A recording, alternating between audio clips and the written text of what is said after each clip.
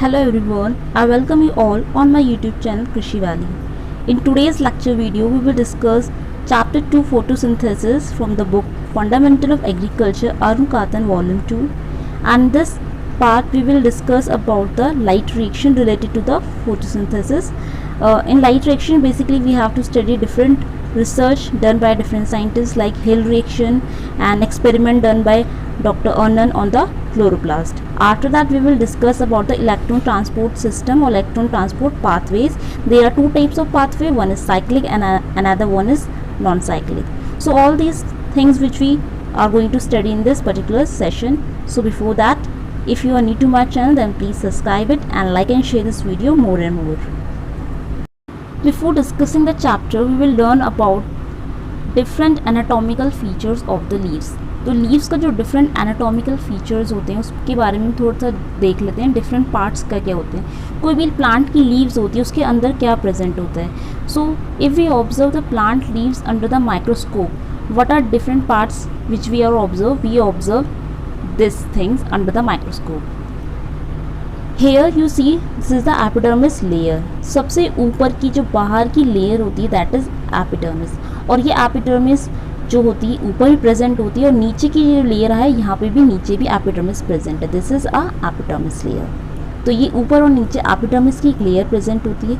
उसके बाद यहाँ इंपॉर्टेंट क्या होता है, प्लांट्स की जो लीव्स होती है उसमें सबसे ज़्यादा इंपॉर्टेंट होते हैं वैस्कुलर टिश्यूज़, या फिर सिंपली इनको हम बोलते हैं vascular bundle sheath.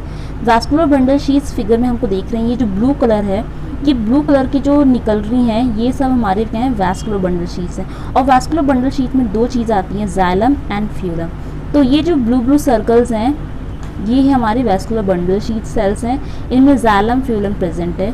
You can see ये मार्क्ड है यहाँ xylem and this one is phloem. तो ये दोनों बहुत इंपॉर्टेंट होते हैं. ये क्या करते हैं बेसिकली प्लांट की लीव्स में या प्लांट्स में जो ट्रांसलोकेशन का काम होता है, लाइक वाटर मिनरल्स, इन सब का जो ट्रांसलोकेशन होता है डिफरेंट पार्ट्स में, उनके लिए हेल्पफुल होते हैं xylem phloem. That is why they are known as vascular bundle sheath cells. After that यहाँ पे क्या इंपॉर्टेंट होता है, लीव्स में जो मेसोफिल सेल्स होते हैं, mesophyll cells are very very important. ये दो चीज़ों के बने होते हैं. यहाँ पे पैलिसेड लेयर होती है. पैलिसेड लेयर्स के जो सेल्स होते हैं they are generally parenchymatous in nature, और दूसरे होते हैं स्पॉन्जी सेल्स जो कि वो भी पैरेंकाइमा के होते हैं. तो पैलिसेड और ये जो स्पॉन्जी सेल्स होती है, पैलिसेड लेयर जो होती है, you can see in this figure, this is palisade and this one is the spongy tissues, spongy cells. ये दोनों मिलके बनाते हैं मेसोफिल सेल्स. इसके बाद आता है स्टोमा, दैट इज कॉल्ड पोर, जिसको हम सिंपली बोलते हैं स्टोमेटा, जो इस तरह से किडनी शेप्स के होते हैं, दैट इज स्टोमेटा. तो ये होते हैं स्टोमेटा, और ये जो पोर होता है ये इसको सेंटर में बोलेंगे पोर, दैट इज स्टोमेटा. उसके बाद गार्ड सेल्स आप देख सकते हैं, इनको हम गार्ड सेल्स बोलते हैं. गार्ड सेल्स की जो मूवमेंट होती है वो ओपनिंग को, स्टोमेटा ओपन है क्लोज है, इसको रेगुलेट करने का काम करते हैं. इसके बाद नीचे प्रेजेंट होती है क्यूटिकल की layer, and after that the most important part of the leaves is chloroplast. ये जो क्लोरोप्लास्ट के सेल्स होते हैं, ये जो आप पैलिसेड के जो सेल्स हैं, ये जो हमने ग्रीन देखे थे, ये पैलिसेड होते हैं, मेसोफिल सेल्स होते हैं, और उनमें जो ग्रीन डॉट्स हैं ये हमारे क्लोरोप्लास्ट होते हैं. They are very important. Chloroplast क्यों ज़रूरी होता है, बिकॉज हमने जो प्रीवियस फोटोसिंथेसिस का चैप्टर था उसमें लेक्चर में हमने पढ़ा था डिफरेंट पिगमेंट्स के बारे में. तो जो क्लोरोफिल पिगमेंट्स होती हैं, या फिर जो दूसरी टाइप की पिगमेंट्स हमने पढ़ी थी, 3 टाइप की पिगमेंट्स पढ़ी थी हमने ब्रॉडली. क्लोरोफिल मेन थी जो हमारी क्लोरोफिल ए थी, most abundant is chlorophyll A. वो जो पिगमेंट्स होती हैं, पूरा पिगमेंट सिस्टम जो होता है ये क्लोरोप्लास्ट के अंदर पाया जाता है. तो ये जो क्लोरोप्लास्ट होता है ये बहुत ही इंपॉर्टेंट होता है फोटोसिंथेसिस के लिए. इसके बाद हम क्लोरोप्लास्ट का स्ट्रक्चर को डिटेल में देखते हैं कि क्लोरोप्लास्ट कैसा दिखता है अंदर से. अगर हम क्लोरोप्लास्ट को भी फाइनली माइक्रोस्कोप में देखें या फिर क्लोरोप्लास्ट को आइसोलेट करके देखें अलग से, तो क्लोरोप्लास्ट का स्ट्रक्चर को इस तरह से दिखाई देता है.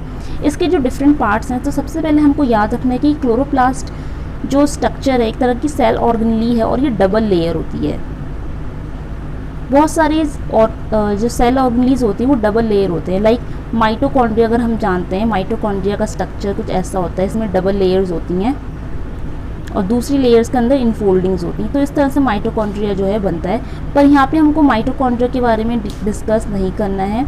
यहाँ पे हमको डिस्कस करना है क्लोरोप्लास्ट के बारे में। तो ये जो स्ट्रक्चर है, this is the structure of chloroplast. Chloroplast के जो इंपॉर्टेंट पार्ट्स यहाँ पे लेबल्ड करे हैं, तो सबसे पहले ये डबल लेयर स्ट्रक्चर है, तो उसकी डबल लेयर आपको दिख रही होगी। जैसे ये आउटर लेयर हो गई, ये जो सबसे बाहर वाली लेयर है ग्रीन कलर की, दैट इज़ आउटर वन। इसके अंदर जो लेयर जा रही है that is inner layer, inner membrane. तो यहाँ पे दो मेम्ब्रेन प्रेजेंट हैं। आपको याद रखना है कि क्लोरोप्लास्ट में दो मेम्ब्रेन प्रेजेंट होती है, it is double layer structure. अब इन दोनों मेम्ब्रेन के अंदर क्या प्रेजेंट होता है, जो खाली स्पेस होता है that is known as stroma. यहाँ इसको हम बोलते हैं स्ट्रोमा। यू कैन सी ये जो पूरा खाली स्पेस है दैट इज़ कॉल्ड स्ट्रोमा, इसको हम स्ट्रोमा कहते हैं। उसके बाद स्ट्रोमा के अंदर क्या अरेंज होते हैं, थैलाकॉइड। ये होता है, एक स्ट्रक्चर को बोलेंगे थैलाकॉइड। थैलाकॉइड को आप याद रख सकते हैं, it is a coin shape structure. जैसे हमारे कॉइन्स होते हैं, सिक्के होते हैं, एक सिक्के के ऊपर दूसरा सिक्का, इस तरह से अरेंज्ड होते हैं थैलाकॉइड। और थैलाकॉइड का जब पूरा एक बंडल, एक लेयर क्रिएट हो जाती है that is known as grana और ग्रेनम, इसको हम बोलेंगे ग्रेना, ठीक है। और ये आपस में जिस चीज़ से कनेक्ट होते हैं उस कनेक्टिंग लिंक को हम बोलते हैं लैमिला। ये जो होता है, ये कनेक्टिंग जो जा रही है, कनेक्टिंग लाइन जो जा रही है, ठीक है, डिफरेंट ग्रेना को कनेक्ट करती हुई जो लाइन यहाँ पे जा रही है दैट इज़ कॉल्ड लैमिला। तो ये क्लोरोप्लास्ट का जो स्ट्रक्चर है ये बहुत इंपॉर्टेंट है। This is the fully labelled structure of chloroplast. अब आगे जो हमको जो भी टॉपिक पढ़ना है उसमें क्लोरोप्लास्ट जो टर्म है इसका बहुत ज़्यादा यूज़ होगा। और क्लोरोप्लास्ट के स्ट्रक्चर के बारे में अगर हमको पहले से पता होगा तो हमको जो लेक्चर है वो समझना ईजी हो जाएगा। Now we try to understand what is light reaction. See, plants में जो फोटोसिंथेसिस होता है उसमें टोटल 3 स्टेप्स होते हैं। सबसे पहले क्या होता है, फोटोलिसिस ऑफ वाटर। सबसे पहला स्टेप का नाम है फोटोलिसिस। फोटोलिसिस किसकी होगी, वाटर की। फोटो यानी लाइट और लाइसिस माने होता है ब्रेकिंग, यानी जो वाटर है वाटर ब्रेक हो जाएगा, H2O लिखते हैं हम, तो H2O जो है ब्रेक होगा लाइट की प्रेजेंस में, that is photolysis. Second step में क्या होता है, सेकंड स्टेप में होता है ATP का फॉर्मेशन, इसको बोलेंगे क्योंकि लाइट की प्रेजेंस में हो रहा है तो अगेन यहाँ पे भी शब्द यूज़ होगा फोटो। और ATP बनने की प्रोसेस को बोलते हैं फॉस्फोराइलेशन, फॉस्फेट का एडिशन होता है दैट इज़ वाई फॉस्फोराइलेशन। तो ये हो गया फोटोफॉस्फोराइलेशन जहाँ पे ATP बनती है। इसके बाद लास्ट स्टेप होता है कार्बन डाइऑक्साइड का रिडक्शन, यानी CO2 जो गैस है इसका रिडक्शन होकर क्या बनेगा, ग्लूकोज बन जाता है, और ये प्लांट्स के लिए फूड का काम करता है। तो 3 स्टेप्स होते हैं फोटोसिंथेसिस के, जिसमें से शुरू के जो 2 स्टेप हैं इसको हम बोलेंगे लाइट रिएक्शन, और लास्ट वाला जो स्टेप होता है इसको हम बोलेंगे डार्क रिएक्शन, यानी ये हम बाद में पढ़ेंगे। अभी हम लाइट रिएक्शन के बारे में पढ़ते हैं। लाइट रिएक्शन को इसलिए कहा जाता है बिकॉज नाम से क्लियर है, क्योंकि यहाँ पे दोनों में फोटो शब्द यूज़ हुए थे, फोटोलिसिस, फोटोफॉस्फोराइलेशन। तो यानी फोटो शब्द यूज़ हो गया है तो इसका मतलब लाइट पे निर्भर करते हैं, इसलिए ये लाइट रिएक्शन होते हैं। और लाइट रिएक्शन जो होती है बेसिकली लाइट पे निर्भर करती है, और लाइट पे क्या होता है कि पिगमेंट्स जो होती हैं वो अपना कमाल दिखाती है, तो इसको बेसिकली पिगमेंट डिपेंडेंट रिएक्शंस भी कहा जाता है। तो फोटोकेमिकल रिएक्शंस जो होती हैं यानी लाइट रिएक्शंस जो होती हैं they are mainly depend on the pigments, जबकि जो डार्क रिएक्शन होती हैं ये पिगमेंट पे दूर दूर तक डिपेंड नहीं करती, इनका कोई लेना देना नहीं होता पिगमेंट से, और इसलिए ये डार्क रिएक्शन है क्योंकि ये रात के टाइम पे होती हैं, ठीक है, मतलब रात के टाइम पे नहीं होती है, मतलब डार्क रिएक्शंस को इसलिए बोला जाता है क्योंकि पिगमेंट्स पे निर्भर नहीं करती है, टेम्परेचर एंजाइम्स पे निर्भर करती है, ठीक है, that is what is called dark reaction. तो आज हम इस वीडियो में कवर करेंगे लाइट रिएक्शन के बारे में। तो यहाँ पे हम पहले एविडेंस के बारे में पढ़ लेते हैं, यानी जो एविडेंसेस होते हैं 2 साइंटिस्ट के एविडेंस को यहाँ पे हमको स्टडी करना है। हिल एक साइंटिस्ट हैं, उसके बाद डॉक्टर अर्नन के रिएक्शन के बारे में देखना है। तो जो हिल साइंटिस्ट थे इन्होंने अपना दिया था जो भी एक्सपेरिमेंट करा था, उन्होंने करा था आइसोलेटेड क्लोरोप्लास्ट पे। इन्होंने क्या करा था 1937 से 39 के बीच में हिल ने एक रिएक्शन करी थी आइसोलेटेड क्लोरोप्लास्ट के साथ। तो इन आइसोलेटेड क्लोरोप्लास्ट को उन्होंने जब लाइट के साथ एक्सपोज करा, ये लाइट हमारी जो है ये हमारी सनलाइट है, जब सनलाइट के साथ क्लोरोप्लास्ट को एक्सपोज कर दिया तो यहाँ पे इन्होंने यूज़ करे थे कुछ ऑक्सीडेंट्स जिनको हम कॉमनली हिल रिएजेंट्स भी कहा जाता है। यहाँ पे इन्होंने 2 हिल रिएजेंट यूज़ करे थे, अभी उनका नाम हम पढ़ेंगे। तो ये जो कॉमनली यूज़ हिल रिएजेंट थे एक तरह का ऑक्सीडेंट्स थे। ऑक्सीडेंट का मतलब कि हाइड्रोजन को एक्सेप्ट करेंगे, फिर इनको वाटर के साथ इनकी रिएक्शन कराते हैं। तो यहाँ पे देखा गया कि ऑक्सीजन रिलीज हो गई थी और ये जो ऑक्सीडेंट्स थे ये रिड्यूस्ड हो चुके थे, ठीक है, रिड्यूस बाय किसकी वजह से, क्लोरोप्लास्ट की वजह से ये ऑक्सीडेंट्स जो थे रिड्यूस हो चुके थे। अब यहाँ पे देखा गया था कि यहाँ पे जो क्लोरोप्लास्ट में रिएक्शन कराई गई थी, यहाँ पे हमने यूज़ करा था, यानी जो हिल साइंटिस्ट थे इन्होंने ऑक्सीडेंट्स का यूज़ करा था, जो कि एक तरह का हाइड्रोजन एक्सेप्टर होता है। और ये ऑक्सीडेंट्स क्या हुए थे, बाद में क्लोरोप्लास्ट की वजह से रिड्यूस हो गए थे, ठीक है, रिड्यूस ऑक्सीडेंट्स। ये क्लोरोप्लास्ट की वजह से क्यों रिड्यूस हुए, क्योंकि क्लोरोप्लास्ट में लाइट पड़ती है, क्योंकि लाइट की रिएक्शन, ये लाइट कहाँ पे पड़ रही है, क्लोरोप्लास्ट में पड़ रही है। क्लोरोप्लास्ट इस लाइट को यूज़ करेगा ऑक्सीडेंट्स को रिड्यूस करने में। इसी रिएक्शन को हमने हिल रिएक्शन नाम दिया। और यहाँ पे जो ऑक्सीडेंट्स यूज़ हुए थे they are termed as Hill reagent. और दो हिल रिएजेंट जो बहुत ज़्यादा कॉमनली यूज़ हुए थे हिल रिएजेंट में, वो दोनों के नाम हैं फेरी साइनाइड एंड बेंजोक्यूनिन। ये दोनों इंपॉर्टेंट हैं, ferricyanide and benzoquinone, these are the two common Hill reagents. तो ये जो डिस्कवरी थी हिल साइंटिस्ट की थी, रॉबर्ट हिल जो थे साइंटिस्ट थे जिन्होंने सबसे पहले डिस्कवर करा था कि जो क्लोरोप्लास्ट होता है, ठीक है, chloroplast use cytochromes for the photosynthesis just as mitochondria use for the respiration. जिस तरह से रिस्पायरेशन में माइटोकॉन्ड्रिया का बहुत बड़ा इंपॉर्टेंट रोल होता है, उसी तरह से फोटोसिंथेसिस के प्रोसेस में जो सबसे ज़्यादा इंपॉर्टेंट रोल होता है क्लोरोप्लास्ट का होता है। क्लोरोप्लास्ट क्या करता है, साइटोक्रोम का यूज़ करके फोटोसिंथेसिस की जो प्रक्रिया होता है, प्रोसेस होता है, उसको कैरी ऑन करता है। एंड देन आफ्टर दैट एक साइंटिस्ट थे वारबर्ग ने 1940s के टाइम पे देखा कि जो फोटोसिंथेसिस की जो प्रोसेस होती है, ठीक है, इसके लिए क्लोरीन के जो आयंस हों वो बहुत ज़्यादा इंपॉर्टेंट है, क्योंकि क्लोरीन जो होते हैं, क्लोरीन आयंस जो होते हैं Cl नेगेटिव आयंस, ये स्टिमुलेट करते हैं हिल रिएक्शन के इफेक्ट को, ठीक है। Chlorine ion has stimulating effect on the hill reactions probably bye facilitating the release of oxygen from OH negative ions, ठीक है। तो बेसिकली क्लोरीन आयन फोटोसिंथेसिस में हेल्प करते हैं। ये क्या करते हैं, ये ऑक्सीजन को रिलीज आउट करने में बहुत ज़्यादा हेल्पफुल होते हैं, facilitate the release of oxygen, ठीक है। तो क्लोरीन आयन जो होते हैं हिल रिएक्शन को सपोर्ट करते हैं, स्टिमुलेट करते हैं। तो ये थी हिल रिएक्शन की बात। हिल रिएक्शन आपको सबसे इंपॉर्टेंट याद रखना है कि हिल साइंटिस्ट ने क्लोरोप्लास्ट को आइसोलेटेड क्लोरोप्लास्ट के साथ ऑक्सीडेंट्स को ट्रीट करके रिएक्शन कराई थी, और ऑक्सीडेंट्स में दो जो रिएजेंट यूज़ कर रहे थे, that is ferricyanide and benzoquinone. इसके बाद आते हैं डॉक्टर अर्नन का भी जो वर्क था सेम था आइसोलेटेड क्लोरोप्लास्ट को लेके। इन्होंने भी वही सेम टाइप का पैटर्न शो करा, ठीक है। फिर इन्होंने अपने एक्सपेरिमेंट में तीन चीज़ ऑब्जर्व करी थी। द फर्स्ट वन इज़, अर्नन ने जो एक्सपेरिमेंट करा था उसमें 1951 में उन्होंने ये ऑब्जर्व करा था, H release by splitting of water molecule. जब पानी H2 टूट जाता है तो वहाँ से हाइड्रोजन आयंस जो होते हैं रिलीज होते हैं, और ये हाइड्रोजन आयंस जो होते हैं जब पानी टूट के हाइड्रोजन को रिलीज़ करेगा, ये हाइड्रोजन को एक्सेप्ट कौन करता है, कोएंजाइम 2। इसको हम कोएंजाइम 2 को आज की डेट में हम इसको NADP पॉजिटिव बोलते हैं, ठीक है। NADP पॉजिटिव जो है ये इसको एक्सेप्ट करता है, तो ये NADP पॉजिटिव क्या है, एक कोएंजाइम होता है। उसके बाद सेकेंड थिंग इज, अभी NADP का फुल फॉर्म इंपॉर्टेंट है, that is nicotinamide diadenine nucleotide phosphate. ये क्या रिएक्शन करता है, इसको हम अभी आगे और डिटेल में पढ़ेंगे लाइट रिएक्शन में, और डार्क रिएक्शन में बहुत ज़्यादा यूज़ होते हैं ये।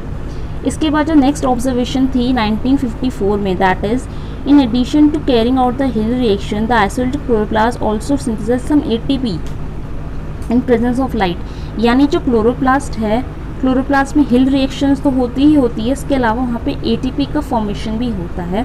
ATP का जो फॉर्मेशन होता है उसको हम बोलेंगे फॉस्फोराइलेशन। और ATP बनाने के लिए दो बहुत इंपॉर्टेंट चीज़ जो यूज़ होती है, दैट इज़ ADP यानी एडिनोसिन डाइफॉस्फेट, और इनऑर्गेनिक फॉस्फोरस, PI को बोलेंगे इनऑर्गेनिक फॉस्फोरस। जब ये दोनों चीज़ें लाइट की प्रेजेंस में मिल जाती हैं तो ATP का फॉर्मेशन हो जाता है, और ये चीज़ हमारी कहाँ पर हो रही है, ये चीज़ अगेन ये हमारे क्लोरोप्लास्ट के अंदर ही हो रही है। Then after that third observation, जो तीसरी ऑब्जर्वेशन थी 1959 की, वो क्या थी, isolated chloroplast also reduce carbon dioxide in the presence of light, this would result in the synthesis of carbohydrate, ठीक है। यानी जो आइसोलेटेड क्लोरोप्लास्ट था उसके अंदर ही रिएक्शन हो रही थी, उसके अंदर ही देखा गया कि कार्बन डाइऑक्साइड गैस जो है लाइट की प्रेजेंस में रिड्यूस हो जाती है, और रिड्यूस होने के बाद वो क्या बन जाता है, कार्बोहाइड्रेट बन जाता है, ठीक है। जो कार्बन डाइऑक्साइड गैस है वो रिड्यूस हो गई है कार्बोहाइड्रेट में, और ये प्रेजेंस ऑफ लाइट में हो रहा था। ये बात जो ऑब्जर्व करी थी अर्नन ने, और ये सब क्लोरोप्लास्ट के अंदर की रिएक्शन हो रही है। उसके बाद the conversion of carbon dioxide into sugar, carbon dioxide जो शुगर में बदल जाती है, ये डार्क रिएक्शन का पार्ट है। Actually took place in the stroma of the chlorophyll chlorophyll free portion of the chloroplast, यानी जो स्ट्रोमा का जो पोर्शन था, अभी हमने फिगर में देखा था, जो एकदम ब्लैंक स्पेस होता है, दैट इज़ कॉल्ड स्ट्रोमा। तो ये रिएक्शन जो है वहाँ पे होती है। और जो हिल रिएक्शन जो होती है, लाइट रिएक्शन होती है, ये कहाँ होती है? बेसिकली ग्रेना में। क्लोरोप्लास्ट हमने पढ़ा था डबल मेम्ब्रेन स्ट्रक्चर होता है, उसके अंदर इस तरह से कॉइन शेप में थैलाकॉइड प्रेजेंट होता है, इसको हम बोलेंगे ग्रेना। यहाँ पे होगी लाइट रिएक्शन। और जो उसके बाद फ्री स्पेस होता है, दैट इज स्ट्रोमा, वहाँ पे होगी dark reaction. Now here we discuss about the different 4 steps of the light reaction। जो लाइट रिएक्शन होती है उसको हमने डिवाइड करा है 4 डिफरेंट स्टेप्स में। और ये लाइट रिएक्शन हो कहाँ रही है? जो क्लोरोप्लास्ट होता है, क्लोरोप्लास्ट सेल के अंदर हमने देखा था कि इस तरह से कॉइन शेप में ग्रेना प्रेजेंट होता है, ठीक है। इस ग्रेना के अंदर जो होती है लाइट रिएक्शन स्टार्ट होती है। अभी 4 स्टेप्स मेनली में 4 स्टेप्स में होता क्या है? पहला जो स्टेप होता है, इन शॉर्ट 4 स्टेप्स में सबसे पहला स्टेप होता है ऑक्सीडेशन ऑफ पिगमेंट। अब ये ग्रेना जो होता है, यहाँ पे पिगमेंट प्रेजेंट होती है। हमने पढ़ा था प्रीवियस लेक्चर में, हमने पिगमेंट्स के बारे में पढ़ा था कि ब्रॉडली 3 तरह की पिगमेंट्स हमने पढ़ी थी वहाँ पे, क्लोरोफिल, कैरोटीनॉइड, फाइकोबिलिन। तो ये तीनों की तीनों पिगमेंट्स जो होती हैं ये बेसिकली ग्रेना के अंदर प्रेजेंट होती हैं। ये ग्रेना होता है, ठीक है। इस ग्रेना के अंदर ही पिगमेंट प्रेजेंट होती हैं, that is Y light reaction in grana के अंदर ही हो रही है, क्योंकि लाइट रिएक्शन लाइट की प्रेजेंस में होती है। और लाइट में के साथ साथ यहाँ पे कौन प्रेजेंट होती है? लाइट के साथ साथ ये पिगमेंट पे निर्भर करती हैं। तो इसलिए ग्रेना के अंदर पिगमेंट ऑलरेडी प्रेजेंट होती है, इसलिए लाइट रिएक्शन जो है ग्रेना में होती है। और पहला स्टेप में क्या होगा? पिगमेंट्स का ऑक्सीडेशन हो जाता है। ऑक्सीडेशन ऑफ पिगमेंट, यानी जो पिगमेंट का सिस्टम होता है, ठीक है, वो ऑक्सीडाइज हो जाएगा, उसके इलेक्ट्रॉन्स ऑक्सीडाइज हो जाएंगे। फर्स्ट स्टेप में पिगमेंट्स के जो इलेक्ट्रॉन्स हैं वो ऑक्सीडाइज होगा। उसके बाद सेकंड स्टेप में होगी फोटोलिसिस ऑफ वाटर, यानी जो पानी होता है उसका मॉलिक्यूल टूट जाएगा। पानी के जब मॉलिक्यूल्स टूट जाएंगे तो वहाँ से इलेक्ट्रॉन रिलीज होंगे, ठीक है, यानी जो वाटर होगा उसमें से रिलीज हो जाएंगे कुछ इलेक्ट्रॉन्स। और ये इलेक्ट्रॉन्स बाद में कहाँ जाएंगे? ये जाएंगे फोटो सिस्टम 2 के पास। फोटो सिस्टम 2 के पास जाने के बाद ये फोटो सिस्टम 1 में जाएंगे। उसके बाद ये क्या करेंगे? फोटो सिस्टम 1 के बाद ये NADP के पास जाएंगे, और ये NADP जो होगा बाद में फॉर्म करेगा NADPH2, ठीक है। तो ये 4 स्टेप्स होते हैं, तो उसको हम क्लियरली स्टडी करते हैं। फर्स्ट स्टेप जो यहाँ पे है, that is photo excitation of pigment electron, यानी जो पिगमेंट्स के इलेक्ट्रॉन है उनका फोटो एक्साइटेशन हो जाएगा। फोटो एक्साइटेशन का मतलब लाइट की प्रेजेंस में इलेक्ट्रॉन्स एक्साइटेड हो रहेंगे, दैट इज वाई इनको बोला गया है photo excitation. The effect of photo excitation is oxidation of pigments. Simply अगर बोल रहे हैं सिंपल भाषा में, पिगमेंट्स जो है ऑक्सीडाइज हो जाएंगी। Emerson's work discovered the 2 photosystem. अभी हम बाद में पढ़ेंगे कि 2 तरह के फोटो सिस्टम होते हैं, फोटो सिस्टम 2 और फोटो सिस्टम 1। बोलने के तो हम फोटो सिस्टम 1 पहले आता है, फोटो सिस्टम 2 दूसरे नंबर बोल रहे हैं, लेकिन इन एक्चुअल स्टडी जब हम एक्चुअल में इसका देखते हैं, इनकी रिसर्च के अकॉर्डिंग इनको नंबरिंग करी है। लेकिन अगर हम वैसे सिस्टमेटिकली जब स्टडी करते हैं तो फोटो सिस्टम 2 जो है वो पहले पढ़ता है, फोटो सिस्टम 1 जो है वो बाद में पढ़ता है, ठीक है। तो पहले नंबर पे हम दूसरा वाला यूज़ करेंगे और दूसरे नंबर में पहला वाला फोटो सिस्टम को पढ़ेंगे, ठीक है। ये जो उनके रोमन नंबर हैं, सेकेंड और फर्स्ट, ये इनकी डिस्कवरी के ऑर्डर के हिसाब से दिया गया है, लेकिन एक्चुअल में photo system 2 comes first and after that it follow by photo system first. तो 2 फोटो सिस्टम है, ठीक है। तो यहाँ पे कुछ यूनिट्स दिए हैं, ये इनका कन्वर्जन देख लेते हैं। 1 मीटर माइक्रोन मिली माइक्रोन है, तो 1 मिली माइक्रोन को अगर हम मीटर में कन्वर्ट करेंगे तो मिली माइक्रोन का मतलब होता है 10⁻³ ठीक है। अगर इसको मीटर में कन्वर्ट करना है तो मीटर में कन्वर्ट करने के लिए इसको किस फैक्टर से मल्टीप्लाई करेंगे? 10⁻⁻6 से करेंगे, और ये आ जाएगा, डायरेक्ट याद रख सकते हैं, मीटर में हो जाएगा 10⁻⁹। तो 1 मिली माइक्रोन जो होता है उस 10⁻⁹ मीटर के बराबर होता है। और नैनोमीटर की बात करें तो 1 नैनोमीटर, नैनो से याद करें 9 तो -9 मीटर, और एंगस्ट्रॉम जो होता है 10⁻10 मीटर होता है। They very important units. तो हम आते हैं पहला स्टेप जो यानी जो फोटो एक्साइटेशन हो जाता है इलेक्ट्रॉन्स का। पिगमेंट्स जो होती हैं ऑक्सीडाइज कैसे होंगी? तो जो लाइट होती है, लाइट में जो इलेक्ट्रॉन्स होते हैं या लाइट के जो पार्टिकल्स होते हैं उनको बोलते हैं फोटोन्स।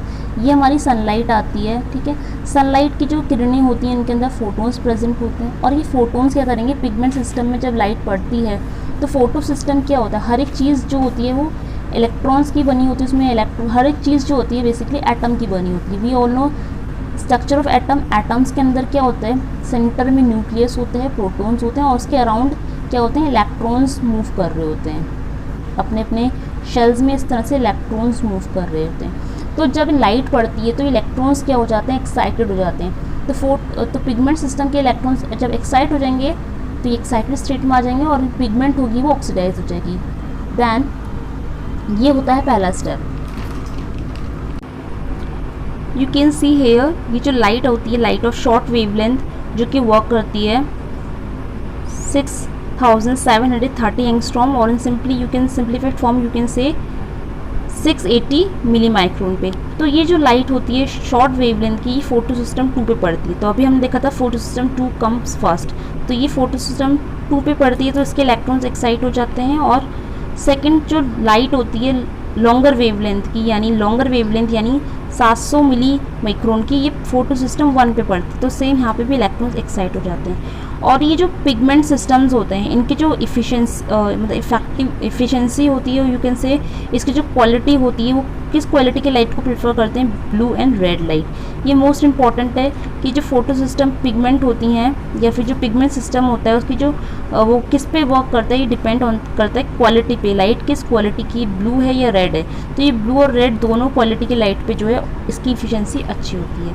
तो जो पहला स्टेप था, सिंपल याद रखना है कि पहले स्टेप में जो इलेक्ट्रॉन्स होते हैं पिगमेंट्स के वो एक्साइटेड हो जाते हैं, जिसकी वजह से जो पिगमेंट्स है वो उसका ऑक्सीडेशन हो जाएगा। सेकंड स्टेप जो होती है दैट इज़ वाटर की स्प्लिटिंग हो जाती है, यानी जो फोटोलिसिस ऑफ वाटर जिसको हम कहते हैं नॉर्मली, वो हो जाएगा। तो सेकंड स्टेप जो होता है हमारा photolysis of water. Photolysis of water जब होता है तो उस टाइम पे क्या रिलीज होते हैं, इलेक्ट्रॉन्स निकल कर आ जाते हैं और ये इलेक्ट्रॉन्स चले जाएंगे फोटो सिस्टम 2 के पास। ठीक है, फोटो सिस्टम 2 में जब बहुत सारे इलेक्ट्रॉन्स जमा हो जाएंगे तो उसका क्या हो जाएगा, रिडक्शन हो जाएगा। Photo system 2 will be reduced. तो यहाँ पे देख सकते हैं फोटोलिसिस कैसे हो सकती है। तो लाइट, क्योंकि फोटोलिसिस भी लाइट के प्रेजेंस में होने वाली एक रिएक्शन है, तो वाटर में जब लाइट पड़ती है तो उसकी स्प्लिटिंग कैसे होगी, तो वाटर जो है इस तरह से स्प्लिट हो जाता है। ठीक है, वाटर जो है स्प्लिट होकर सबसे पहले 2 इलेक्ट्रॉन्स को रिलीज़ करेगा और 2 हाइड्रोजन आयन रिलीज़ हो गए और हाफ ऑक्सीजन मॉलिक्यूल रिलीज़ हो गया। ये जो हाफ ऑक्सीजन मॉलिक्यूल है ये कहाँ चला जाएगा, ये तो चला गया एटमॉस्फेयर में बाहर। वी ऑल नो प्लांट्स क्या करते हैं, कार्बन डाइऑक्साइड गैस को लेके ऑक्सीजन रिलीज आउट करते हैं। तो ये हाफ ऑक्सीजन मॉलिक्यूल जो है एटमॉस्फेयर में चला गया और ये एटमॉस्फेयर से जितने भी एनिमल्स होते हैं, ह्यूमन बींग्स इंक्लूडिंग, वो सब अपने डेली लाइफ के लिए जो रिस्पायरेशन हो गया, जो डेली लाइफ की एक्टिविटीज़ होती है उसके लिए हम कैप्चर कर लेते हैं। तो प्लांट्स में जो फोटोलिसिस होती है तो मेन होते हैं ये 2 इलेक्ट्रॉन्स जो निकल कर आए हैं। और ये 2 इलेक्ट्रॉन्स कहाँ जाएंगे, क्योंकि फोटो सिस्टम 1 के बाद ये मतलब फोटो सिस्टम 2 में जाएंगे सबसे पहले। फोटो सिस्टम 2 में जाके ये फोटो सिस्टम 2 को रिड्यूस कर देंगे। फोटो सिस्टम 2 में बहुत सारे इलेक्ट्रॉन्स आके इकट्ठा होंगे। इलेक्ट्रॉन्स इकट्ठा होने की वजह से there is accumulation of electrons और उसकी वजह से फोटो सिस्टम 2 में इलेक्ट्रॉन्स की बहुत ज़्यादा मात्रा की वजह से वो रिड्यूस हो जाएगा। फोटो सिस्टम 2 जब रिड्यूस हो जाएगा तो क्या करेगा कि कुछ इलेक्ट्रॉन्स को आगे ट्रांसफ़र करेगा, फिर ये अपने 2 इलेक्ट्रॉन्स को लेके क्या करेगा, एडीपी के पास जाएगा। एडीपी और फॉस्फेट मिलके एटीपी को बनाते हैं, दैट इज़ कॉल्ड फॉस्फोराइलेशन। उसके बाद कुछ इलेक्ट्रॉन्स ये क्या करेगा, जो पिगमेंट सिस्टम 1 है या फोटो सिस्टम 1 है वहाँ पे सेंड करेगा, यानी ये जो सिस्टम होता है ग्राउंड स्टेट का कहलाता है। और यहाँ पे भी जब इलेक्ट्रॉन्स जाएंगे तो इलेक्ट्रॉन्स की जो आ रहे हैं लाइट एनर्जी की वजह से आ रहे हैं, तो अगेन यहाँ पे भी इलेक्ट्रॉन्स एक्साइट होके इलेक्ट्रॉन्स जो हैं वो रिड्यूस हो जाएंगे। यहाँ पे भी इलेक्ट्रॉन्स आके एक्यूमुलेट होंगे और ये इलेक्ट्रॉन्स फर्दर एनएडीपी पे जाएंगे और एनएडीपी को क्या करेंगे, रिड्यूस करके क्या बनाएंगे, एनएडीपी जब इलेक्ट्रॉन्स ले लेगा तो एनएडीपी क्या किस में रिड्यूस हो जाएगा, NADPH2। ये NADP से क्या बन जाएगा, ये NADPH2 बन जाएगा। और ये NADPH2 हमारा बाद में क्या करेगा, एंटर करेगा डार्क रिएक्शन में। और डार्क रिएक्शन कहाँ पे होती है, ये हमारी होगी स्ट्रोमा। जो स्ट्रोमा होता है क्लोरोप्लास्ट के अंदर, वहाँ पे ये रिएक्शन होगी। तो अभी हम लाइट रिएक्शन के जो 4 स्टेप्स होते हैं उनके बारे में पढ़ रहे हैं। दूसरा स्टेप में ये सब हो गया, ठीक है। और तीसरा स्टेप में क्या होता है, return of excited electron from photo system 2 to photo system 1। तो ये भी हमने फिगर में देखा कि फोटो सिस्टम 2 से इलेक्ट्रॉन 1 में आ जाएंगे। फोटो सिस्टम 1 से इलेक्ट्रॉन जब 2 में आएंगे तो ध्यान रखना कि फोटो सिस्टम 2 ऑलरेडी रिड्यूस हो चुका होगा, फोटो सिस्टम 1 में आएगा। फोटो सिस्टम 1 भी अगेन क्या होगा, रिड्यूस हो जाएगा, इसका भी रिडक्शन हो जाएगा, ठीक है। This third step is also very important because here the ATP formation take place and this is known as photophosphorylation. Photo means light and phosphorylation means the production of ATP. तो जो third step होता है यहाँ पे ATP produce होता है और NADP के बारे में पहले ही देख चुके हैं, ठीक है। तो यहाँ पे जो फिगर था ये यहाँ पे हमें साफ साफ दिख रहा है कि किस तरह से जो वाटर स्प्लिटिंग होती है यानी हाइड्रोलिसिस होती है वाटर फोटोलिसिस होती है वाटर की, वो होगा। और फोटोलिसिस के बाद हाफ ऑक्सीजन रिलीज हो जाएगी एटमॉस्फेयर में, 2 हाइड्रोजन और इलेक्ट्रॉन्स बनते हैं। ये हाइड्रोजन को एक्सेप्ट करेगा NADP क्योंकि हाइड्रोजन एक्सेप्टर होता है, और ये इलेक्ट्रॉन्स फोटो सिस्टम 2 में जाएंगे। पहले फोटो सिस्टम 2 है ये, this is photo system 2, then it moves on photo system first. Electron excite होते होते ये इलेक्ट्रॉन्स वापस से हमारे आगे बढ़ते बढ़ते NADP में जाएंगे और NADPH2 में रिड्यूस हो जाएंगे, और यहाँ पे ATP का फॉर्मेशन भी होता है जो हम आगे हमने देखा, इसलिए हम यहाँ पे बोलते हैं कि थर्ड स्टेप में क्या होता है, फोटोफॉस्फोरिलेशन हो जाता है। फोर्थ स्टेप में क्या होता है, transfer electron from photosystem 1 to NADP, ठीक है। अभी हमने देखा था, अब इलेक्ट्रॉन यहाँ से यहाँ ट्रांसफ़र हो जाएंगे और बाद में NADP जो है रिड्यूस हो जाएगा। तो यहाँ पे जो रिजल्ट निकल कर आया कि जो NADP है वो नेगेटिवली चार्ज आयन होते हैं। नेगेटिवली चार्ज होने के कारण ये हाइड्रोजन को H पॉजिटिव को क्या करेंगे, अपनी तरफ अट्रैक्ट करेंगे, क्योंकि खुद नेगेटिव है, नेगेटिव वाला पॉजिटिव को अट्रैक्ट करेगा पॉजिटिव चार्ज वाले को, तो ये क्या करेंगे, पॉजिटिव चार्ज को अट्रैक्ट करके रिड्यूस हो जाते हैं, NADPH2 बना लेंगे। तो ये थी लाइट रिएक्शन के 4 मेन स्टेप, मेजर स्टेप्स। अब इसके जो प्रोडक्ट निकल कर आए ये ध्यान रखना है कि इसकी बेसिकली प्रोडक्ट क्या क्या निकल कर आए। तो पहले जो फोटोलिसिस स्टेप था, पहला स्टेप था फोटोलिसिस ऑफ वाटर, वहाँ से क्या हुआ कि हाफ ऑक्सीजन जनरेट हुई और ये हाफ ऑक्सीजन एटमॉस्फेयर में रिलीज हो जाती है। थर्ड स्टेप में ATP का फॉर्मेशन होता है क्योंकि उसको बोलते हैं फोटोफॉस्फोराइलेशन। उसके बाद लास्ट स्टेप में क्या हो रहा था, NADPH2 बन रहा था, ठीक है। जो इलेक्ट्रॉन ट्रांसफ़र होते हैं वो NADP में जाएंगे और NADP क्या करेगा, क्योंकि NADP नेगेटिव है, ये हाइड्रोजन को एक्सेप्ट करके क्या करने का, NADPH2 बन जाता है। तो ये 3 इंपॉर्टेंट जो है प्रोडक्ट्स हैं लाइट रिएक्शन के, ठीक है। लाइट रिएक्शन का जिसको हम फोटोकेमिकल रिएक्शन भी बोलते हैं, और ये पिगमेंट पे निर्भर करती थी, ठीक है। तो ये इंपॉर्टेंट स्टेप है। अब यहाँ पे जो मेन हमको जो चीज़ें मिली हैं, 3 प्रोडक्ट्स हमको मिल गए, जिसमें से हाफ ऑक्सीजन तो एटमॉस्फेयर में चला गया, इसका तो कोई मतलब नहीं रहा, ये तो एटमॉस्फेयर में जाके हम एनिमल्स या ह्यूमंस लोग हैं वो यूज़ करेंगे। अब प्लांट्स में जो बचा है वो बचे हैं 2 चीज़, ये तो एटमॉस्फेयर में चला गया, बचा ATP और NADPH2, ये तो प्लांट्स के अंदर रह गए। अब ये प्लांट्स के अंदर रह गए, इनका क्या होगा, ये बेसिकली जो 2 चीज़ हैं ATP और NADPH2, they are considered as assimilatory power. ये एसिमुलेटरी पावर की तरह कंसिडर किए जाएंगे। एसिमुलेटरी पावर इनको इसलिए कहा गया है क्योंकि जो थर्ड अभी आगे जो स्टेप आएगा, ये तो लाइट रिएक्शन के स्टेप हैं, अब आगे के जो डार्क रिएक्शन के स्टेप होगा, डार्क रिएक्शन में जो मेन होता है फूड बनना, प्लांट्स में जो फोटोसिंथेसिस में मेन काम होता है प्लांट्स का फूड बनना, वो डार्क रिएक्शन के अंदर होता है। डार्क रिएक्शन में जो कार्बन डाइऑक्साइड गैस होती है वो रिड्यूस होकर ग्लूकोज बनाती है। अब इस चीज़ के लिए हमको ATP और NADH2 की ज़रूरत पड़ेगी। तो ये जो ATP यहाँ पे लाइट रिएक्शन में ATP बन रहा है, ये यहाँ पे इन्वॉल्व होगा, और ये NADH2 भी यहाँ पे भी इन्वॉल्व होगा, यानी दोनों ATP और NADH2 जो अब तक हमने लाइट रिएक्शन के प्रोडक्ट में पढ़े थे, ये दोनों प्रोडक्ट अब जाके डार्क रिएक्शन में यूज़ होंगे एज अ एसिमुलेटरी पावर। अब क्योंकि यहाँ पे जो यूज़ हो रहा था ATP का, वो 2 मतलब यहाँ पे जो ATP का प्रोडक्शन हो रहा है वो 2 तरीके से हो सकते हैं। यहाँ पे आप देख सकते हैं there are 2 pathways for the transfer of electron, यानी इलेक्ट्रॉन ट्रांसपोर्ट करने के 2 इंपॉर्टेंट पाथवे होते हैं, non cyclic and cyclic. Since ATP is release in both the pathway, चाहे वो नॉन साइक्लिक पाथवे हो चाहे साइक्लिक पाथवे हो, दोनों में ATP का जो प्रोडक्शन है, ATP का प्रोडक्शन यानी फोटोफॉस्फोराइलेशन जो है वो दोनों में होगा। यानी हम कह सकते हैं कि जो फोटोफॉस्फोराइलेशन होता है, फोटोफॉस्फोराइलेशन 2 तरीके के हो सकते हैं, नॉन साइक्लिक फोटोफॉस्फोराइलेशन और दूसरा साइक्लिक फोटोफॉस्फोराइलेशन। लेकिन इन दोनों को समझने से पहले हम समझ लेते हैं कि फोटोसिस्टम 1 और 2 में क्या अंतर है, ये क्या होते हैं। Now here we will understand the difference between photosystem 1 and photosystem 2। तो ये दोनों क्या होते हैं, इनमें क्या डिफरेंस होता है, ये हम समझते हैं स्टेबल के थ्रू। तो सबसे पहले तो जो फोटो सिस्टम 1 और 2 है ये प्रेजेंट कहाँ होते हैं, इनकी लोकेशन क्या होती है। अभी हमने थोड़ी देर पहले ही डिस्कस करा था स्ट्रक्चर ऑफ क्लोरोप्लास्ट। हमने क्लोरोप्लास्ट का स्ट्रक्चर देखा था। क्लोरोप्लास्ट डबल मेम्ब्रेन स्ट्रक्चर होता है, 2 मेम्ब्रेन बनी होती हैं उसके अंदर, और उस क्लोरोप्लास्ट के अंदर बहुत सारी चीज़ें प्रेजेंट होती हैं। कॉइन शेप में क्या प्रेजेंट होता है, एक जो कॉइन होता है उसको बोलते हैं ग्रेना, और बहुत सारे कॉइन्स जब आपस में इस तरह से बंडल बना लेंगे इसको बोलेंगे हम, सॉरी एक कॉइन आया तो उसको हम थैलाकॉइड बोलेंगे, और बहुत सारे जब मिल जाएंगे तो उसको बोलेंगे पूरा ग्रेना। ठीक है, ये जो होता है दैट इज़ ग्रेना, और एक जो सिंगल होगा उसको हम बोलेंगे थैलाकॉइड।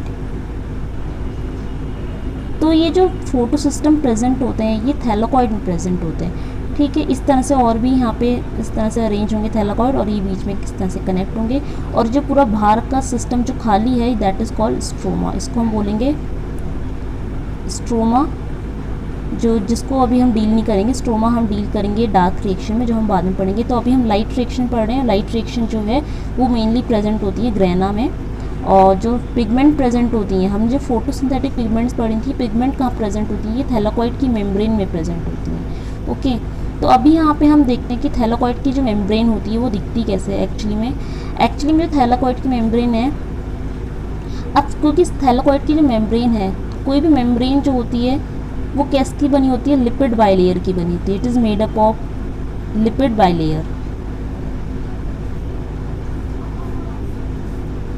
ठीक है, तो थैलाकॉइड की मेम्ब्रेन भी कैसे है, सपोज ये थैलाकॉइड है, एक सिंगल थैलाकॉइड हमने बनाया है। थैलाकॉइड की जो मेम्ब्रेन है इसमें लिपिड बाइलेयर प्रेजेंट है। लिपिड बाइलेयर जो प्रेजेंट होती है वो कैसे होती है, इस तरह से प्रेजेंट होगी। इसमें फॉस्फेट ग्रुप अटैच्ड होते हैं। ठीक है, ये फॉस्फेट ग्रुप अटैच्ड है, और ये इसके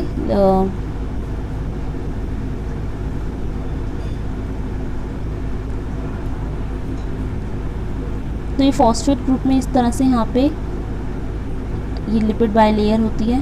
ठीक है, ये हेड होता है फॉस्फेट का होता है, और नीचे इस तरह से बनी होती है। तो ये पूरी की पूरी थैलाकॉइड की एक मेम्ब्रेन होती है। ये होती है हमारी थैलाकॉइड की मेम्ब्रेन की जो लिपिड बाइलेयर है, और यहाँ पे प्रेजेंट होते हैं photo system 1 and photo system 2। Okay, here it is located photo system 1।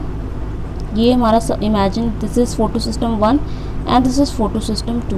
Basically photo system 1 और 2 तो हम जो इनकी नाम बोल रहे हैं 1 और 2, ये इनकी डिस्कवरी के बेसिस पे होते हैं। फोटो सिस्टम 1 पहले डिस्कवर हुआ था, फोटो सिस्टम 2 बाद में डिस्कवर हुआ था, इसलिए उनका फर्स्ट और सेकंड इस तरह से बोला जाता है। लेकिन एक्चुअली में जब हम सिस्टम में जब इसको स्टडी करते हैं तो फोटो सिस्टम 2 जो है ये पहले आ जाएगा, यानी जो ये हमारा फोटो सिस्टम 2 हो जाएगा, इसको हम शॉर्ट में बोलेंगे, ये हमारा हो जाएगा PS2, और ये जो है हमारा बाद में वो है PS first, photo system first बाद में आएगा। अब इन दोनों में डिफरेंस क्या होता है, तो इनकी लोकेशन हमने देख ली है, ये फोटो सिस्टम 2 है, ये फोटो सिस्टम 1 है। अब इन दोनों में अंतर क्या होता है इसको हम देखते हैं। तो फर्स्ट पॉइंट है यहाँ पे डिफरेंशिएशन में कि फोटो सिस्टम 1 कहाँ पे प्रेजेंट होता है। दोनों थैलाकॉइड की मेम्ब्रेन में प्रेजेंट होते हैं, लेकिन कहाँ पे है एग्जैक्ट लोकेशन का पता होना चाहिए। Photo system 1 present on the outer surface of the thylakoid membrane.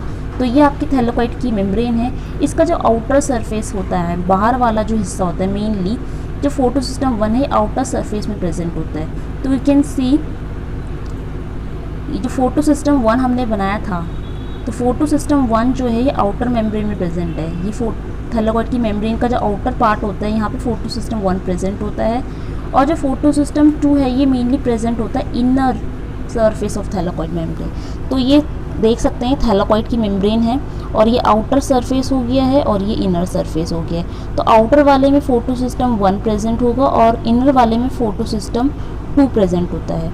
इसके अलावा और क्या डिफरेंस है, ये तो लोकेशन के वाइज हो गया कि कौन सा फोटो सिस्टम कहाँ पे लोकेटेड। दोनों थैलाकॉइड में प्रेजेंट होंगे, लेकिन फर्स्ट वाला बाहर होगा थोड़ा, सेकेंड वाला इनर सरफेस में होगा।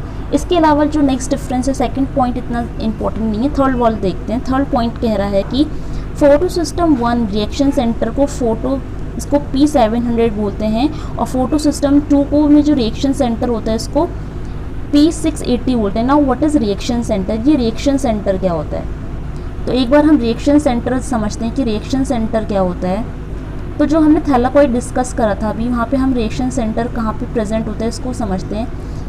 तो फॉर एग्जांपल ये जो हमने थैलाकॉइड की मेम्ब्रेन बनाई थी, थैलाकॉइड की मेम्ब्रेन में ये हमारा फोटो सिस्टम प्रेजेंट होते हैं सपोज, ठीक है, इस तरह से फोटो सिस्टम प्रेजेंट होते हैं। और फोटो सिस्टम में जो प्रेजेंट होते हैं बहुत सारी हमने पिगमेंट्स पढ़ी थी, और एक बीच में होता है रिएक्शन सेंटर। मेनली जो रिएक्शन सेंटर होता है वहाँ पे प्रेजेंट होता है क्लोरोफिल ए मॉलिक्यूल। यहाँ पे हम प्रेजेंट, यहाँ पे जो बीच वाला प्रेजेंट है, यहाँ पे बीच में जो मॉलिक्यूल होगा वो क्लोरोफिल ए के पेयर में प्रेजेंट होते हैं, यानी 2 क्लोरोफिल ए के मॉलिक्यूल प्रेजेंट होंगे। और जो साइड है, साइड में इसके अलावा यहाँ पे क्लोरोफिल बी प्रेजेंट होगा, ठीक है।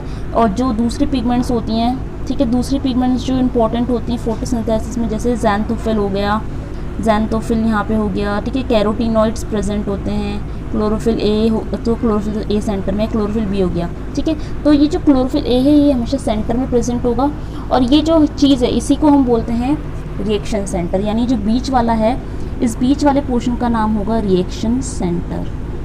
ये हमारा रिएक्शन सेंटर होता है। और ये जो 2 साइड में बने हैं इनको बोलेंगे लाइट हार्वेस्टिंग कॉम्प्लेक्स, या फिर इनको एंटीने भी बोलते हैं। ये हमारे होते हैं लाइट हार्वेस्टिंग कॉम्प्लेक्स, या फिर एंटीने कॉम्प्लेक्स भी इनको कहा जाता है, ठीक है।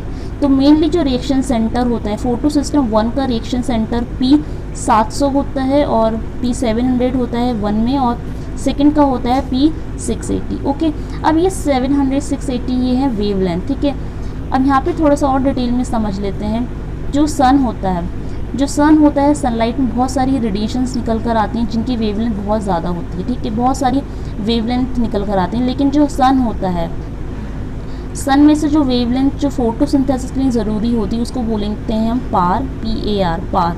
पार का मतलब होता है photosynthetic active radiation, that is called photosynthetic active radiation या फिर एक्टिव रीजन।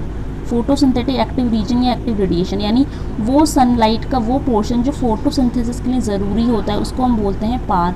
अब ये पार क्या करता है, इस पार की जो वेवलेंथ होती है वो कितनी होती है वो याद रखना है। पार जो होता है फोटोसिंथेटिक एक्टिव रीजन, इसकी जो वेवलेंथ होती है वो 400 से 700 नैनोमीटर की होती है, ठीक है। इतनी वेवलेंथ ही होती है क्योंकि जो सन होता है वो बहुत सारी वेवलेंथ की एनर्जी रिलीज़ करता है, यानी उसमें बहुत सारी एनर्जी होती है जैसे इंफ्रारेड, इलेक्ट्रोमैग्नेटिक वेव्स। लेकिन प्लांट्स की फोटोसिंथेसिस के लिए जो ज़रूरी होती है वो होता है पार यानी फोटोसिंथेटिक एक्टिव रीजन, जो कि 400 से 700 के बीच में वेरी करेगा।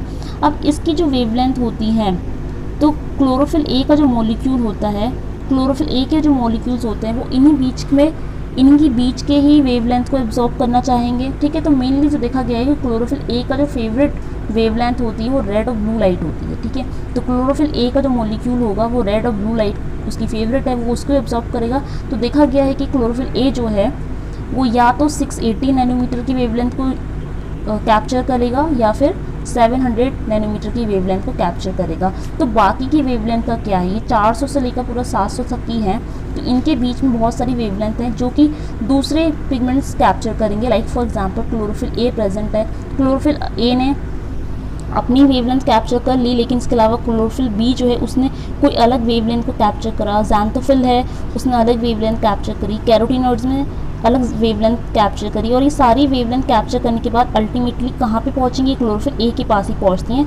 तो क्लोरोफिल ए ने क्या देखा कि क्लोरोफिल ए के पास तो दो वेवलेंथ है, ये ऑलरेडी क्लोरोफिल ए कैप्चर कर रहा है। तो इसके अलावा जो क्लोरोफिल ए कैप्चर नहीं कर रहा है वो दूसरे पिगमेंट्स कैप्चर करते हैं, ठीक है। तो इसीलिए हमें यहाँ पे ध्यान रखना है कि जो ये क्लोरोफिल ए है यानी वो कौन सी पिगमेंट कैप्चर कर रहा है उसके हिसाब से भी फोटो सिस्टम अलग अलग होते हैं। अगर उसने कैप्चर करी है 700 की वेवलेंथ तो यानी फोटो सिस्टम 1 होता है, और अगर क्लोरोफिल ए कैप्चर करेगा 680 नैनोमीटर की वेवलेंथ यानी फोटो सिस्टम 2 कहलाता है। इसके अलावा नेक्स्ट डिफरेंस जो इंपॉर्टेंट है दैट इज़ NADPH का फॉर्मेशन होना। फोटो सिस्टम 1 में NADPH का फॉर्मेशन होता है, जबकि फोटो सिस्टम 2 में जो रिएक्शन है वहाँ पे NADPH का फॉर्मेशन नहीं होता है। 5th पॉइंट भी बहुत ज़रूरी है। अब जो फोटो सिस्टम 1 है it participate in both cyclic and non cyclic photophosphorylation. Photophosphorylation एक प्रोसेस होता है जिसके द्वारा लाइट की प्रेजेंस में ATP का फॉर्मेशन होता है, और इस प्रोसेस के होने के लिए 2 चीज़ें बहुत इंपॉर्टेंट हैं। 2 मेथड से ही बन सकते हैं। ATP का फॉर्मेशन 2 प्रोसेस से होता है, साइक्लिक और नॉन साइक्लिक।